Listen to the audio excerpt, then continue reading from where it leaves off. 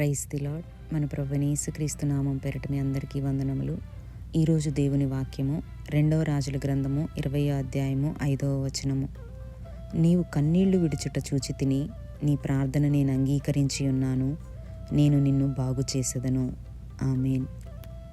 ఈరోజు ఏ విషయమై నువ్వు కన్నీరు కారుస్తూ దేని గురించి అయితే ప్రార్థన చేస్తున్నావో ఆ కన్నీటిని నేను చూశాను, నీ ప్రార్థన నేను అంగీకరించాను, విన్నాను అని దేవుడు తెలియజేస్తున్నారు. మనుషుల ఎదుట మనం కన్నీరు కార్చి మన గురించి మనుషులకు చెప్పుకున్నప్పుడు వాళ్ళు అర్థం చేసుకోలేకపోవచ్చు, మన కన్నీటి వెనక ఉన్న బాధ వాళ్ళకి తెలియకపోవచ్చు. కానీ హృదయంలో ఉన్న వేదనతో సహా ఎరిగిన దేవుడు మన కన్నీటికి ఆయన కదులుతారు, మన ప్రార్థనను ఆయన వింటారు.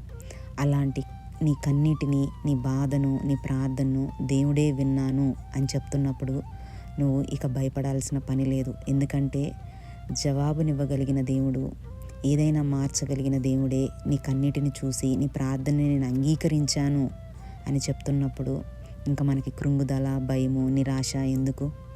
కాబట్టి ఈ వాక్యాన్ని బట్టి నీవు నిరీక్షణ కలిగి ధైర్యంగా ఉండు. ఆనాడు రాజైన హిజ్కియాకి అనారోగ్య సమస్య వచ్చినప్పుడు ఇక నీవు నీ ఇంటిని చక్కబెట్టుకో, ఇంకా నీకు నెక్స్ట్ లైఫ్ అనేది ఏమీ లేదు, నువ్వు ఇంకా బ్రతకవు అని ప్రవక్త ద్వారా అతనికి దేవుడే కబురు పంపించినప్పుడు అది ఎంతటి వేదన, బాధాకరమైన విషయము. ఎందుకంటే ఒక మనిషి మనకి చెప్తే మనకి సరే దేవుడున్నాడు, మనం ఈ మనుషుల మాటలు కాదు అని దేవుణ్ణి ఆశ్రయిస్తాం. కానీ ఇక్కడ హిజ్కియాకి చెప్పింది దేవుని వార్త, దేవుని దగ్గర నుంచి వచ్చిన మాట. ఇంకా అది ఎంతగానో బాధ అనిపిస్తుంది. కానీ హిజ్కియా ఆ టైంలో ప్రార్థన చేశాడు. కన్నీళ్లు విడుచుచు దేవా నన్ను జ్ఞాపకం చేసుకో అని చేసిన ప్రార్థన దేవుని సన్నిధికి చేరింది. దేవుడు ఆ ప్రార్థనని, ఆ కన్నీటిని నేను చూశాను, నీ ప్రార్థనని నేను అంగీకరించాను అని మరలా అదే ప్రవక్త ద్వారా నేను నీకు ఆయుష్ పొడిగిస్తున్నాను 15 సంవత్సరాలు అని జవాబుగా చెప్పి పంపిస్తారు.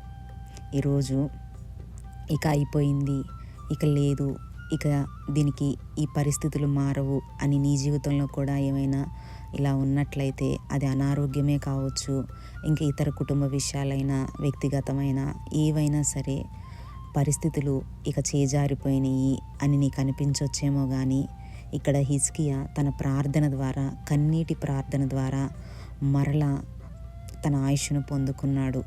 తనకి ఇంకా లైఫ్ పొడిగించబడింది. ఈరోజు నీకు కూడా ఆ నిరీక్షణ ఉన్నది. దేవుని దగ్గరికి చేరి నువ్వు కన్నీళ్లు విడుచుచు నీ గురించి, నీ సమస్య గురించి ప్రార్థన చేసినప్పుడు దేవుడు మరలా నీ పట్ల కృప చూపిస్తారు. నీకు నిరాశను నుండి నిరీక్షణలోనికి నడిపిస్తారు, నీకు ధైర్యాన్ని ఇస్తారు.